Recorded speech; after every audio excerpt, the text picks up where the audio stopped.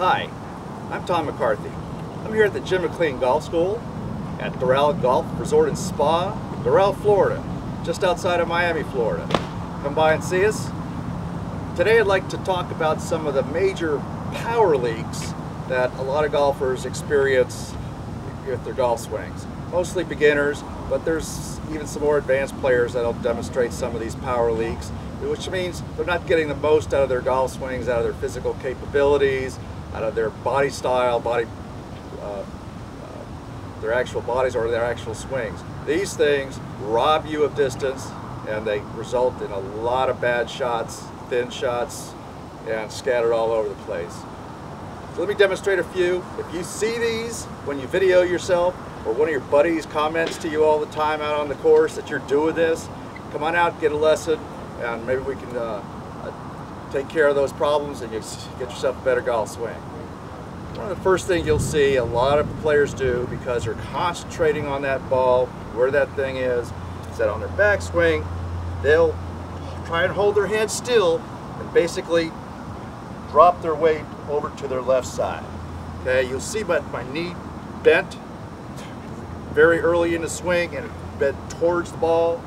My weight ended up on my left foot quite a bit, and I had virtually no shot of creating a good forward transition of my weight through the ball, creating power.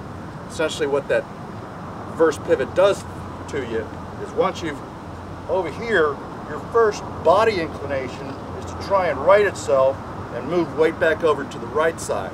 If it's going to do that, it'll never get back over to the left side and generate the power you're seeking.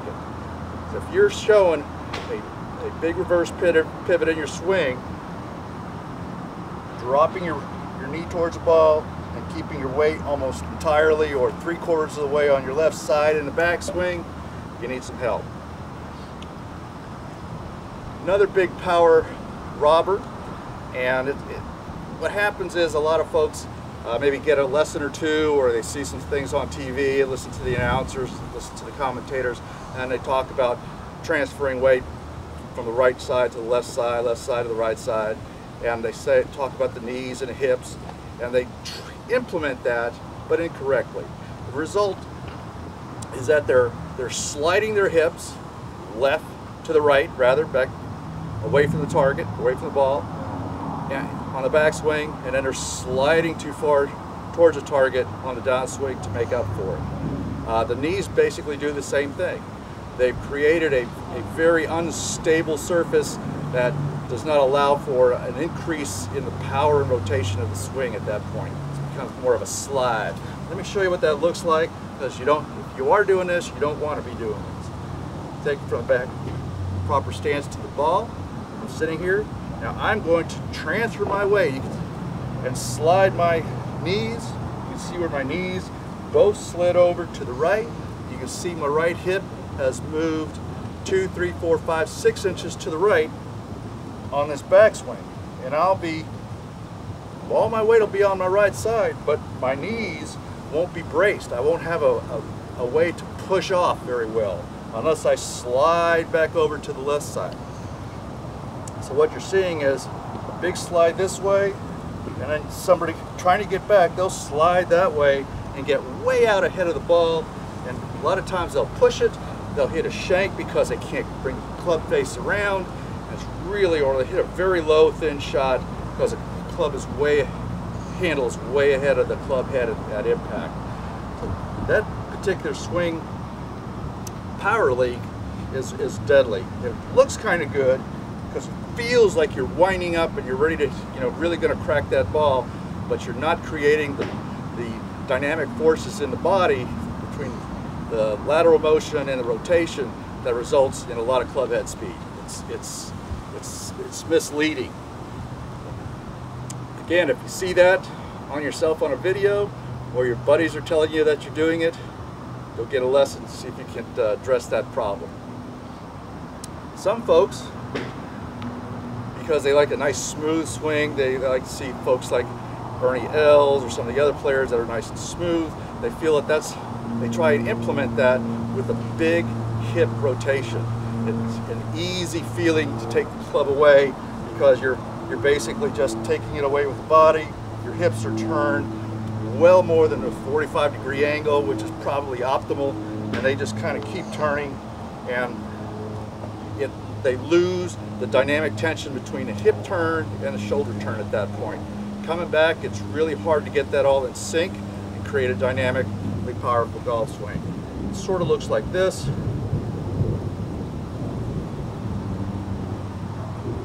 Shoulders may end up turning more than 90 or 100, 110 degrees, and that's because the hips have allowed them to keep going around in a circle. You end up many times with a very flat swing, and then you have to bring it back around, and sometimes if your timing's not very good, most of us, you come up over the top and you'll hit that pull hook or the big floppy fade. That's a very weak shot.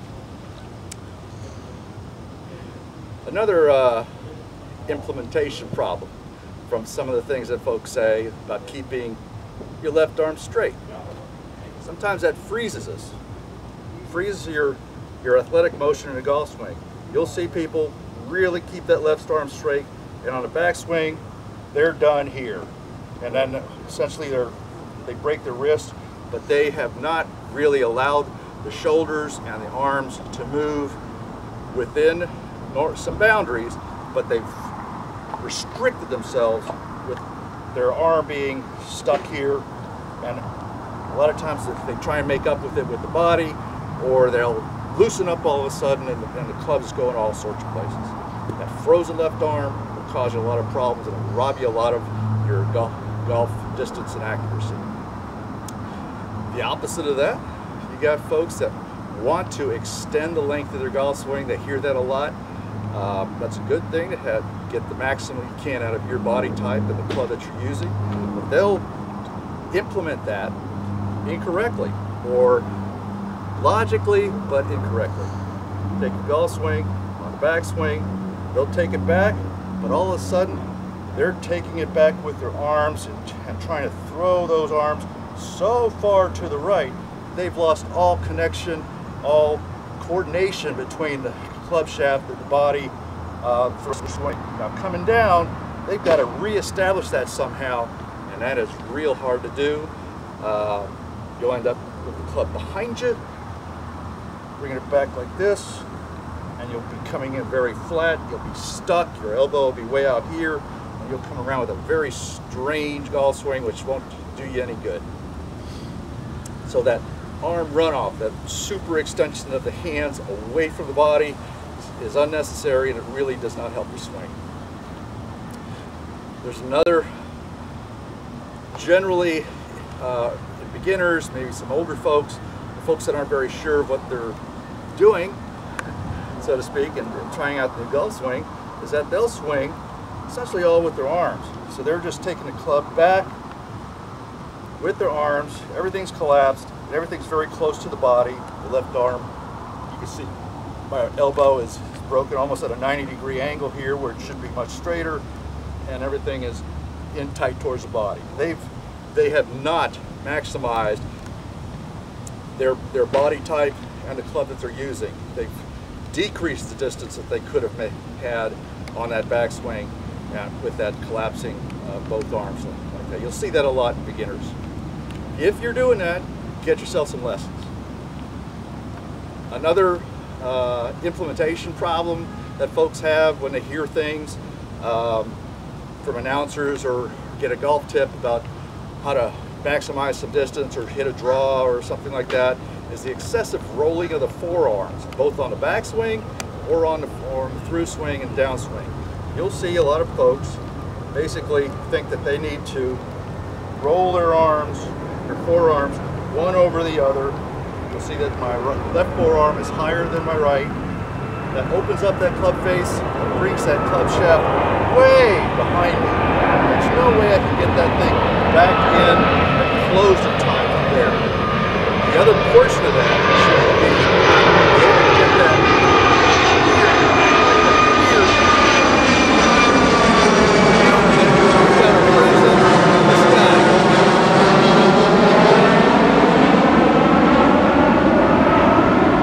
All right, let me finish this off. that problem is the excessive rolling of the forearms on the backswing and the excessive rolling on the forearms on the downswing, where you'll end up hitting that duck hook shot. It may be because you've left weight on your right side, but whatever it is, what it looks like is that both arms are totally rolled over each other. There is a rolling action, but not to that excess. If you see that excessive rolling action, come out and get a lesson. We'll be glad to help you out. I'm sure you'll improve. Thanks very much.